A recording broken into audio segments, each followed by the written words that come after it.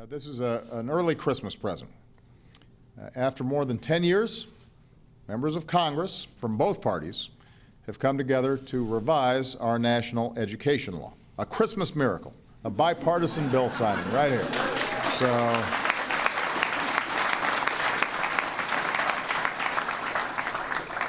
as I was telling Lamar, we should do this more often. I love it when we're signing bipartisan bills. Today, I'm proud to sign a law that's going to make sure that every student is prepared to succeed in the 21st century. The goals of No Child Left Behind, the predecessor of this law, were the right ones. High standards, accountability, closing the achievement gap, making sure that every child was learning, not just some. But in practice, it often fell short. It didn't always consider the specific needs of each community. It led to too much testing during classroom time. It often forced schools and school districts into cookie-cutter reforms that didn't always produce the kinds of results that we wanted to see. And that's okay. Sometimes reform efforts require you try something, it doesn't work, you learn some lessons, and you make modifications. So my administration, when we came into office, tried some different things. We tried to lead a race to the top. That's why we acted to give states that were willing to embrace reforms that they helped to formulate more flexibility in how to improve student achievement. They were receiving waivers from some of the requirements of No Child Left Behind. But the truth is that could only do so much. And that's why for years I have called on Congress to come together and get a bipartisan effort to fix No Child Left Behind. It took a lot of time. It required a lot of work. But thanks to the tireless efforts of many of the people on this stage and some people who are in attendance here today, we finally reached that deal. There are some people that I especially want to thank. First of all, Senators Lamar Alexander and Patty Murray on the Senate side, and Representatives John Klein and Bobby Scott on the House side, as well as their dedicated staffs. This would not have happened without them.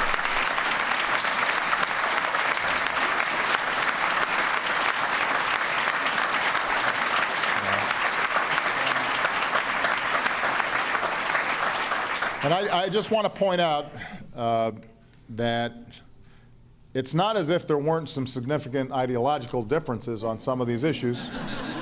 No, there were. But I think that this is really a good example of how bipartisanship can work. People did not agree on everything at the outset, but they were willing to listen to each other in a civil, constructive way and to work through these issues, compromise where necessary, while still keeping their eye on the ball. And I think it's really a testament of the four leaders of the respective committees that they set that kind of tone. And that's something that we don't always see here in Washington. There wasn't a lot of grandstanding, not a lot of posturing, just a lot of really good hard work. So I just want to, again, thank them for outstanding work that they did.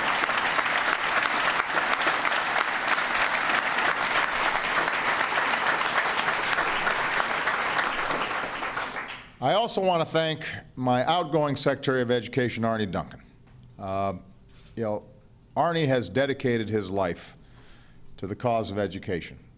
And sometimes, in the nicest possible way, he's gotten on people's nerves because he's pushed them and prodded them and tried to make sure that we set high expectations and that we are holding ourselves accountable for children's performance.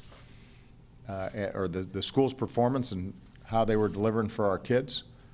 And had he not been, I believe, as tenacious as he was, I think that we would not have as good of a product as we do here today. And so I could not be prouder of Arne Duncan. I want everybody to give him.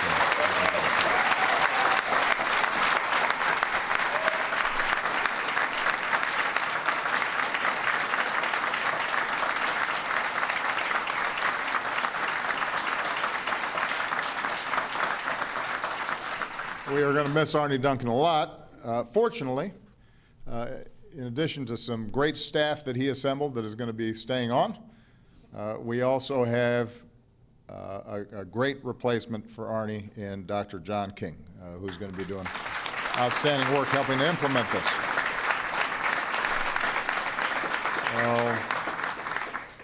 In addition, obviously, we've had some outstanding advocates. We've got our teachers' unions, we've got our civil rights organizations, we've got philanthropies, all of who, community groups who've been active and involved in the governor's organizations and school districts have also been involved, the superintendent. So we want to thank all of them for their contributions. All the stakeholders have really buckled down to make this day possible. And the law comes at an important moment. Over the past 7 years, the good news is that our students have made real strides. You've seen states raise academic expectations for all students. That means that we're in a better position to out-teach and out-compete other nations at a time when knowledge is really the single biggest determinant of economic performance. High school graduation rates have reached an all-time high. Dropout rates have hit historic lows. The number of high schools so bad they're called dropout factories has been cut almost in half. We're training tens of thousands of outstanding math and science teachers. More students are graduating from college than ever before, and more than 1 million additional Black and Hispanic students are now going to college. So there's some real good work that's been done, a foundation to build from. But we're here because we all know that there's a lot more work to be done. As wonderful as Antonio's school is, as wonderful as a learning experience as a lot of our young people are receiving, we know that there are other schools that just aren't hitting the mark yet. And in today's economy, a high-quality education is a prerequisite for success. We're going to have our young people master not just the basics, but also become critical thinkers and creative problem solvers.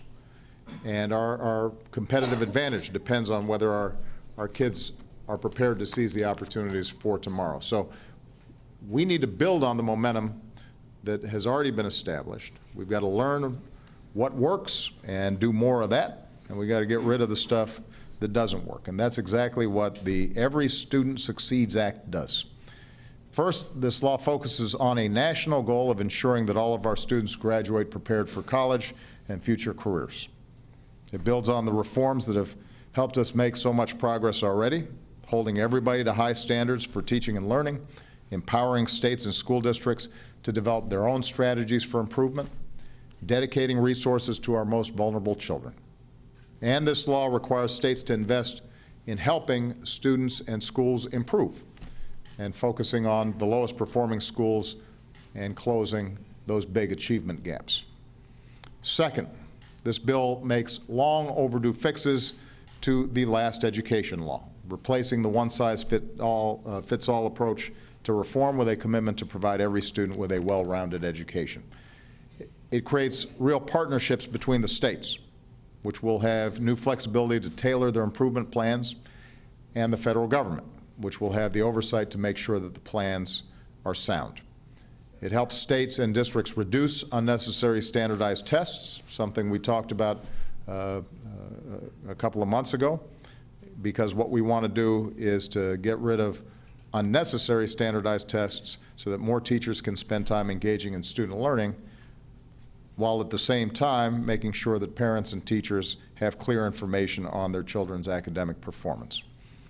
Number three, we know that the early years can make a huge difference in a child's life.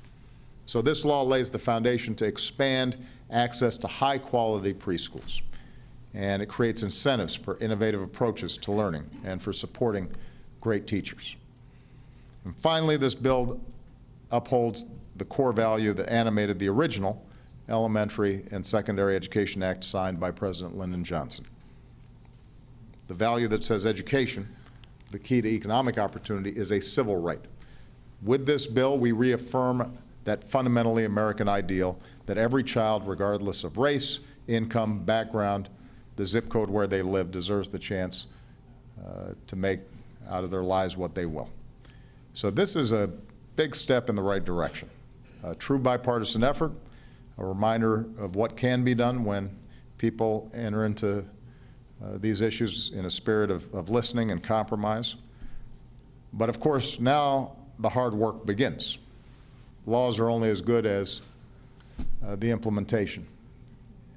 And that means that we're going to have to be engaging with the schools and communities all across the country, educators, school leaders, families, students, elected officials, community leaders, philanthropies, all to make the promise of this law a reality. And, by the way, it's going to take students like Antonio. He's doing his part. He's taking advanced classes to get a head start on high school credits. He plays the violin, he plays sports, he volunteers.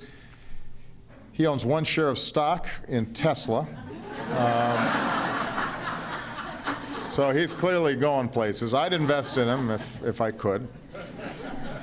But one of the reasons Antonio's thriving is he's got great teachers and a great principal at Kenmore. They saw that spark in him, and like all great educators, they're helping him to harness his energy and his curiosity and his talents. And that's what we want every single child in America to have. We just want to give them a chance. And so many of them are full of that same talent and drive, but we let them slip through the cracks. Or we're not creative enough in thinking about how they can be engaged. Or they just don't have the resources that they need in the classroom. Or they fell behind early because they didn't get the support that they needed given the tough circumstances they were born into. And we want to make sure that through this piece of legislation, with our hard work, with our focus, with our discipline, with our passion, with our commitment, that every kid is getting the same opportunities that Antonio's getting. I want this not just because it's good for the students themselves, not just because it's good for the communities involved, not only because it's good for our economy, but because it really goes to the essence of what we are about as Americans. There was a time, I think, when upward mobility was the hallmark of America. We've slipped on that front compared to other countries. And some of it is because where we used to be so far ahead of other countries in investing in education for every child, now on some indicators we've been lagging behind.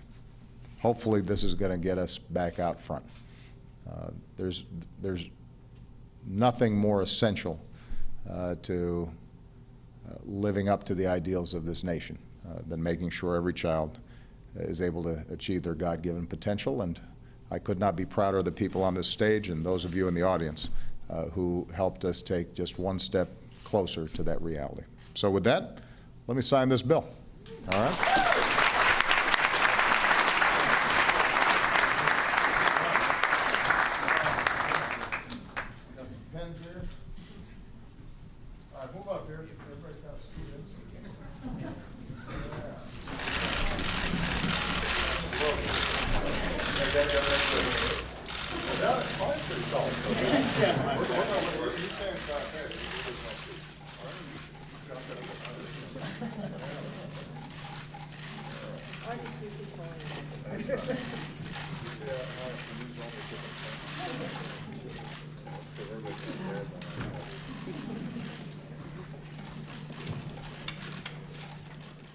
All right, well, we've been watching and continue to watch something that, frankly, doesn't happen all that often now in Washington, and that is bipartisan agreement and a coming together on a piece of legislation. And we heard the president jokingly refer to that moment as a, quote, Christmas miracle. Yes, indeed. He is signing a brand new law for education reform for K through 12 education. And this is coming on the heels of No Child Left Behind, which actually expired in 2007 and has been slow. It's up on the books, but it's been sort of dismantled over the past few years. So this is brand new legislation with the federal government taking less of a hands-on approach to education in the states. Yeah, it's a striking picture here as we continue to look at this. On the one hand, you have the president flanked by the Democrat, the ranking Democrat on the Senate Education Committee, Senator Patty Murray, and to his right there, the man in the glasses, you see, that is Senator Lamar Alexander. You heard the president at the top there joke and say about the Christmas miracle, quote unquote, with the bipartisan bill signing. As I told Lamar, we should do this more often. But the Republican there, chairman of the Senate Education Committee, coming together with Democrats to put this bill forward and get that piece of legislation on the president's desk. Again, the president there saying that this is a very important moment, something that does affect what he says a core value, the value that says education, the key to economic opportunity, is a civil right. Going to have much more news for you straight ahead. For now, a quick break. You're watching CBSN.